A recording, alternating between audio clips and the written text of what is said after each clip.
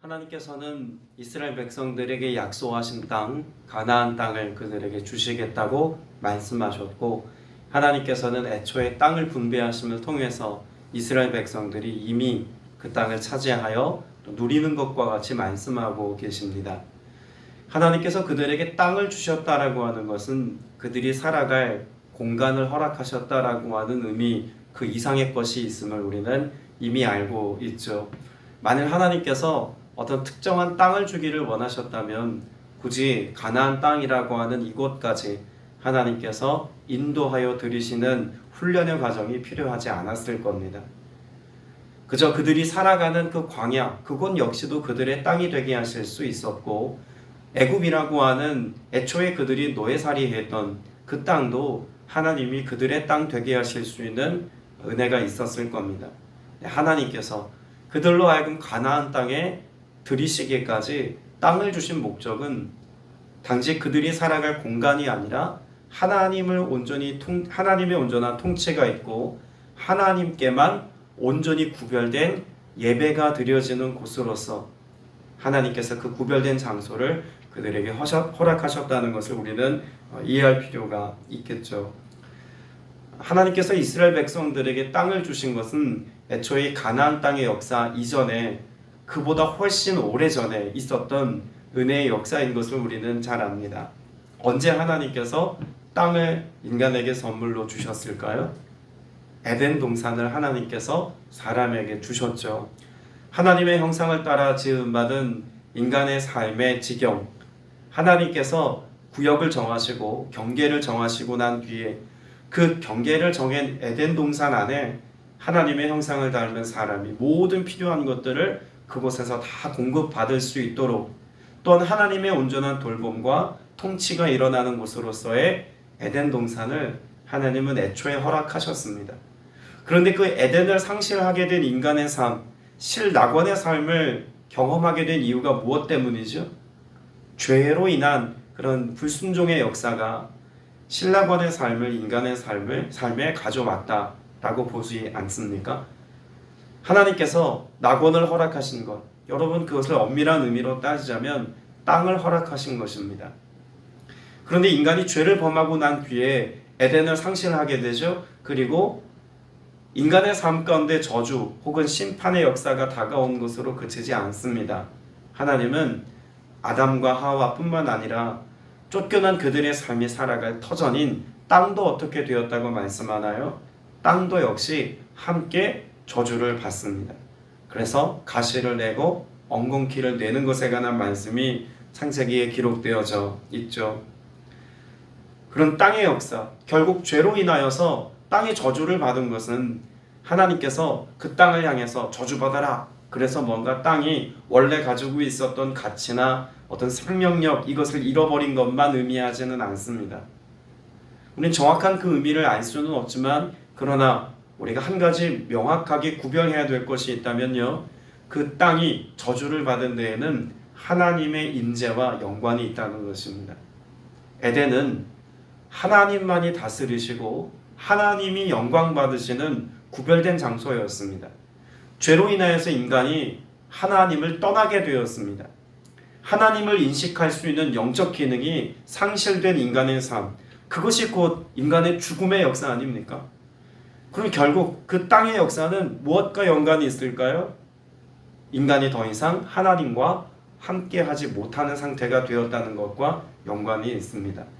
땅이 저주를 받은 것은요, 하나님이 임재해 계신 그곳으로서의 영광스러움, 그 영화로움을 잃어버린 땅의 역사라고 하는 것을 보여준다는 것입니다. 그만큼 하나님께서는 인간의 삶 가운데 하나님이 함께 하심을 통해서 하나님의 영광을 드러내시고 하나님이 인간의 삶 가운데 이루기를 원하시는 바로 그 일들을 이루어 가기를 원하셨다는 것입니다. 때문에 하나님께서는 에덴을 잃어버린 인간의 삶 가운데도 끊임없이 무엇이 지속되도록 하셨을까요? 예배입니다. 하나님을 만나고 하나님을 발견할 수 있는 그런 기능을 할 수 있는 것이 다름 아닌 예배였습니다. 그래서 가인과 아벨이 각각 그들의 방식으로 하나님께 제사를 드린 장면의 말씀이 창세기 4장에 기록되어 있죠. 그런데 하나님이 함께하지 못하는, 하나님이 함께하시지 않는 그 땅의 역사 가운데 그들이 예배를 드리다가 하나님께 대하여 오히려 분을 품고 가인이 아벨을 살해하는 사건이 기록되어져 있습니다. 여러분, 그 살인사건, 인류 최초의 살인사건을 기록하고 있는 창세기 4장 11절 말씀을 보면은요, 인간의 범죄함, 누군가의 생명을 빼앗고 죽이는 역사와 땅의 역사가 결부되어져 있다는 것을 이렇게 설명합니다. 창세기 4장 11절, 땅이 그 입을 벌려 내 손에서부터 내 아우의 피를 받았은즉 내가 땅에서 저주를 받으리니 라고 말합니다. 땅에서 저주를 받는다라고 하는 이 말씀이 결국 그들이 살아가는 삶의 지경이 하나님이 함께하지 않는 곳이 되어서 그 땅이 하나님의 심판을 받은 바로 그 장소가 된다는 의미를 말씀하고 있죠. 또 창세기 6장에도 보면 하나님이 보신즉 땅이 부패하였으니 이는 땅에서 모든 혈육 있는 자의 행위가 부패함이었더라라고 말씀하고 있습니다. 여러분, 땅이 부패한 것과 인간의 행위의 부패함을 하나님은 동일시하고 있습니다. 인간의 삶의 행위가 하나님 보시기에 악을 저지른 것인데 그것을 땅이 부패했다라고 말씀하고 있는 것은요, 결국 하나님이 우리를 다스리시고 하나님이 우리와 함께 하실 때 나타나는 선한 역사, 이것에 반하는 역사가 땅의 역사다라고 말할 수 있다는 것입니다. 이런 여러 가지 창세기에 기록되어져 있는 땅과 인간의 삶의 역사를 우리가 함께 결부해서 생각해 본다면 오늘 민수기 35장 그리고 그 이전에 하나님께서 이스라엘 백성들에게 땅을 분배하신다는 것은 단지 공간을 허락하신다 의미 이상의 것이 있다는 것을 우리는 눈여겨보아야 합니다. 그래서 하나님께서는 땅을 분배하는 과정 가운데 두 가지를 하나님이 전제하여서 이 민수기 마지막 부분에서 땅을 분배하는 마지막 절차로서 하나님께서 두 가지 사실을 명확하게 말씀해 놓으십니다. 먼저 1절부터 8절까지 말씀을 보면 하나님께서 이스라엘 백성들 가운데 무엇을 명령하십니까? 레위 지파로 하여금 이스라엘 백성들의 거주할 각 성읍에 이들이 살아갈 공간과 또 이들이 하나님께 제사 드릴 때 필요한 제물을 모아놓는 장소를 구별해 놓을 것을 말씀합니다. 자, 레위인들이 각 성읍으로 흩어져 살아가는 것을 말씀하고 있고, 두 번째는 무엇을 말씀하고 있을까요? 도피성입니다. 그래서 꽤 긴 구절에 걸쳐서 9절 이하에서 도피성에 관한 말씀이 기록되어져 있죠. 자, 그러면 이전에 이스라엘 백성들은 광야에서 함께 제사하고 함께 예배를 했습니다. 그것은 하나님께서 이스라엘 백성들로 하여금 광야에서 인도해 가시는 과정 가운데 그들이 한 공동체로 움직이기 위해서 어쩔 수 없이 불가피하게 마련해 놓으셨던 하나의 임시 방편 같은 제사의 형태였습니다. 하나님께서 가나안 땅에 들어가 살게 하실 때는요, 그들이 한 곳에 모여서 라기보다는 어디에서 각각의 제사를 드리도록 하셨을까요? 그들이 머물러 있는 각각의 성읍에서 레위인들과 함께 예배를 드리도록 하나님이 명령하고 계신 것을 알 수가 있습니다.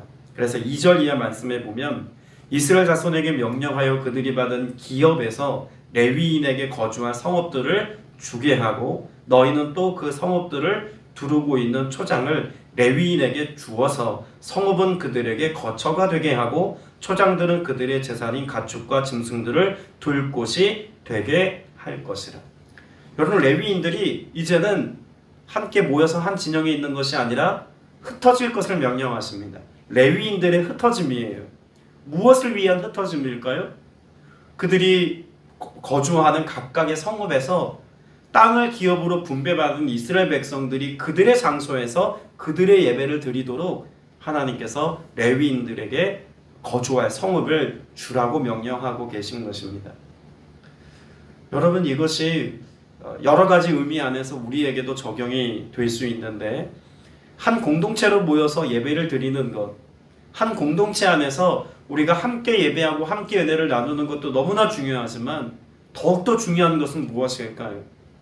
우리의 각각의 성읍과 같이 하나님이 허락하신 우리의 가정 안에서 우리의 삶의 현장인 일터에서 내가 오늘을 살아가는 나의 성읍, 나의 공간, 나의 지경이라고 말씀하신 바로 그 삶의 지경 안에서 하나님을 경외하고 하나님을 온전히 섬기는 중심을 가지고 예배자로 살아가는 것이 우리의 삶에 무엇보다 중요하다는 것을 일깨워 줍니다. 오늘 여러분의 가정이 에덴 동산 되게 하는 것, 오늘 여러분의 일터와 여러분의 삶의 지경이 에덴이 되게 하시는 하나님의 축복은 결국 하나님을 향한 우리의 예배가 각각의 처소에서 온전히 드려질 때 가능하게 하시는 하나님의 은혜의 역사라는 것입니다. 그것을 하나님께서 이스라엘 백성들에게 요청하고 계신 것이죠. 또한 9절 이하 말씀에 기록되어져 있는 도피성도 같은 맥락입니다. 애초에 제가 창세기 4장에 기록되어져 있는 가인과 아벨의 그런 예배와 또한 이 예배가 무너짐을 통해서 가인이 아벨을 살해하는 사건의 인류 역사 가운데 땅이 저주를 받은 것과 연관이 있다고 말씀드리지 않았습니까? 도피성에 관한 말씀도 마찬가지입니다. 도피성도 인간이 저지르는 연약함에 관한 것을 하나님이 애초에 알고 계셨던 거죠. 마치 예배 공동체로서 하나님이 아담과 하와의 가정을 하나님께서 구별하셨지만 그 연약함으로 가인이 아벨을 쳐 죽이고 이것으로 인하여서 땅의 저주를 받은 역사가 재현되지 않도록 하시기 위해서 하나님은 그 적절한 처벌을 받고 심판을 받기 전까지는 피해 복수가 일어나지 않도록 도피성을 허락하신 것입니다. 만일 인간의 그런 죄악된 욕망을 따라서 끊임없이 누군가를 부지중에 쳐 죽이는 일들이 일어나게 되고 이것을 원수 갚기 위해서 사람이 스스로의 팔을 걷어붙인다면 그 억울함을 스스로 해결하기 위해서 인간의 역사는 어떻게 될까요? 그 안에서 하나님이 허락하신 거룩한 땅이라고 말하는 이스라엘 땅 안에서 끊임없이 스스로의 전쟁이 일어나지 않겠습니까? 한 가문이 또 다른 가문을, 한 지파가 또 다른 지파를 끊임없이 전쟁이 일어나서 그 땅은 피로 물들게 되어지고 인간의 욕망과 인간의 죄성으로 인해서 하나님의 거룩함을 상실해버리고 말 것입니다. 때문에 도피성 제도를 통해서 하나님께서 인간의 억울함과 인간 내면의 연약함들을 다루어 가기를 원하신다는 것도 말씀해주고 있는 것이죠. 때문에 레위 지파가 흩어져서 각 성읍에 거주하는 것, 그리고 도피성을 마련해서 그곳에서 인간의 연약함이 발현되지 않도록 안전장치를 두신 것, 이것은 다 무엇과 연관이 있냐면 오늘 우리가 읽은 33절의 말씀과 깊은 연관이 있습니다. 자, 33절 다시 한번 읽어봅니다. 너희는 너희가 거주하는 땅을 더럽히지 말라. 피는 땅을 더럽히나니 피 흘림을 받은 땅은 그 피를 흘리게 한 자의 피가 아니면 속함을 받을 수 없느니라. 여러분, 그 피의 역사는 무엇으로만 보상하도록 되어져 있습니까? 그 피를 흘리게 한 자의 피로만 보상하게 되어져 있습니다. 여러분, 이것이 복음의 메시지와 깊은 연관이 있기에 중요하다는 것입니다. 예수 그리스도께서 이 땅에 오셨을 때 예수 그리스도의 나심, 예수 그리스도의 오심을 네 글자로 설명하려면 뭐라고 설명할 수 있을까요? 임마누엘입니다. 예수 탄생의 의미, 우리가 곧 이제 성탄주의를 맞이합니다만 예수 나심의 의미는 임마누엘입니다. 임마누엘이 가지고 있는 그 뜻이 무엇입니까? 하나님이 그들 가운데 계시다라고 하는 뜻이죠. 여러분 34절 말씀에 보면 너희가 거주하는 땅, 그 땅을 뭐라고 말씀하고 계시냐면 내가 거주하는 땅이라고 말씀하고 계십니다. 그러니까 왜 하나님이 이토록 에덴 동산과 같은 이스라엘이라고 하는 그 요단 서편의 땅을 구별하셨냐면 그 땅을 하나님이 다스리시는 땅 되게 하시고 하나님이 거기 계시겠다는 것입니다. 하나님이 거기 계시게 하기 위하여서 이와 같이 하나님을 예배하는 것과 또 도피성을 만들어서 인간의 죄의 역사가 끊임없이 이어지지 않도록 하시기 위한 하나님의 방편을 마련해 놓으신 것이죠. 35장 전체에 있어서 핵심 구절은 33절, 34절인 것입니다. 그리고 이와 같이 하나님이 함께 하심의 임마누엘의 은혜는 이제 구약 역사를 살아가는 이스라엘 백성들에게만 주어진 것이 아니라 온 인류에게로 확대되죠. 누굴 통해서요? 예수 그리스도의 오심을 통해서 확대된다는 것입니다.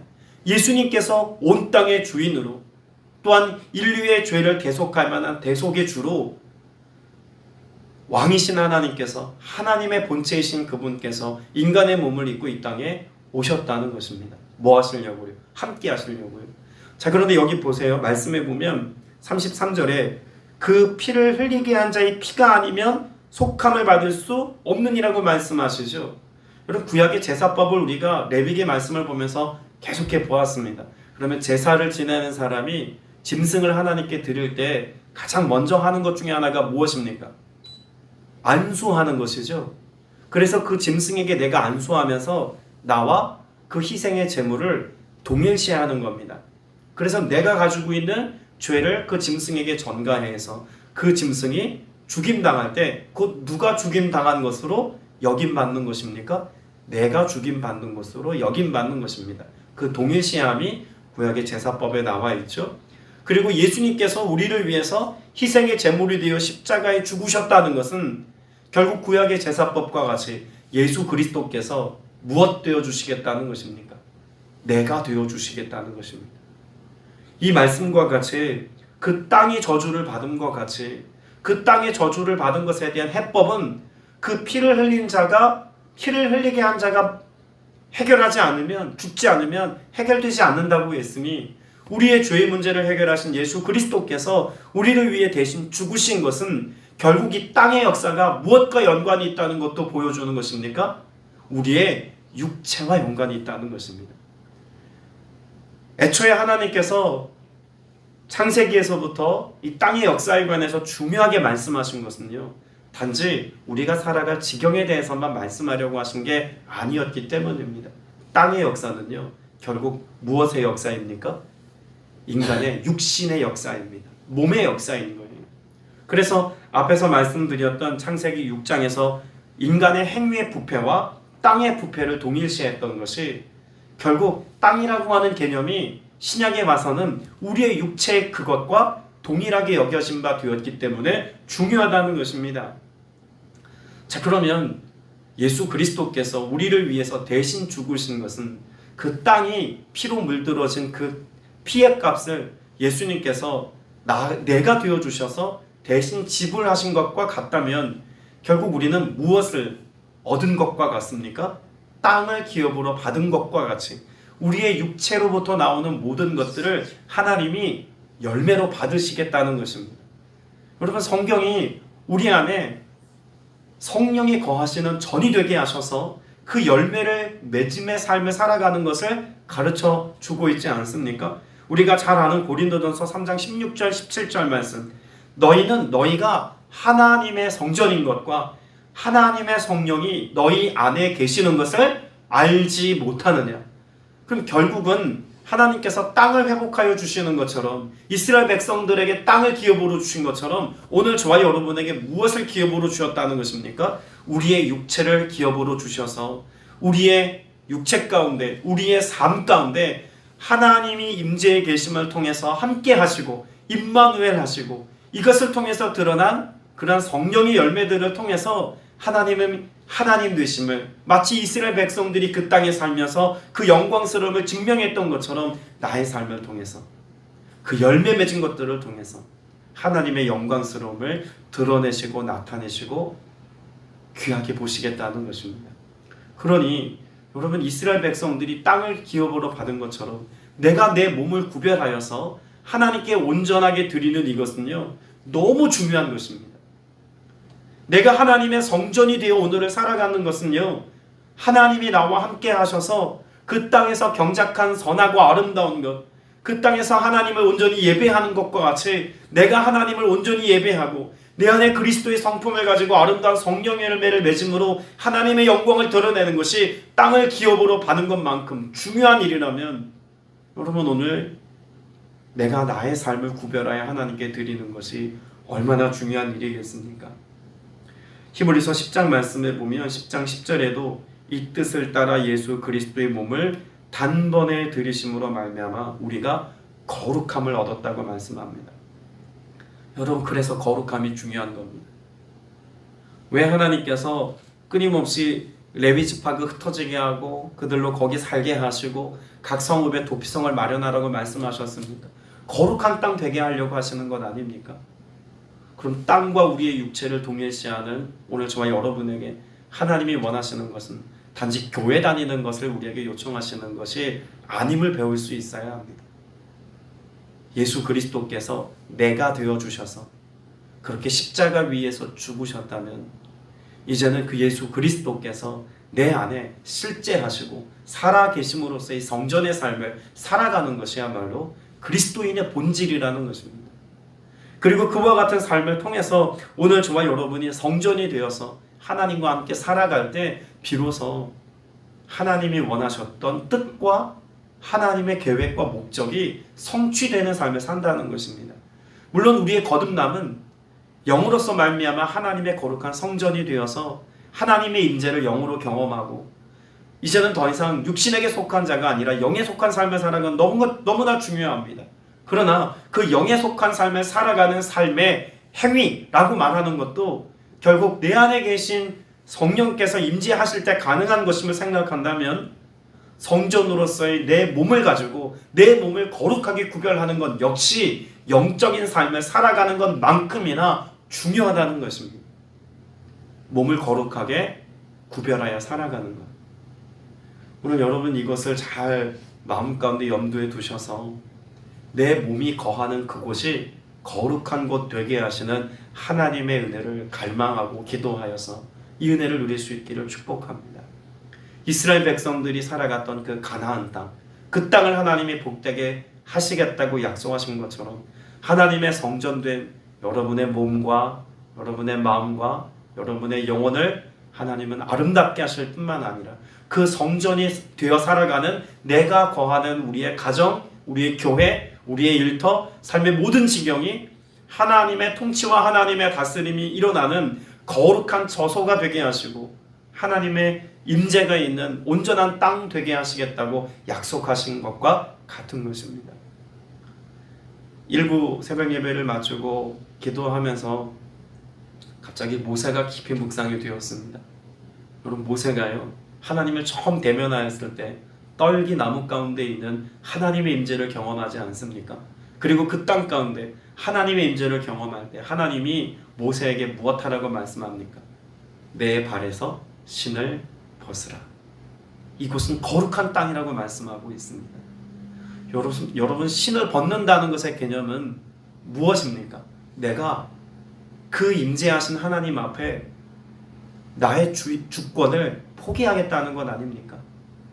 그 하나님의 임재 앞에 더 이상 내가 나의 주인으로 살지 않겠다는 것입니다. 내가 종되겠다는 것입니다.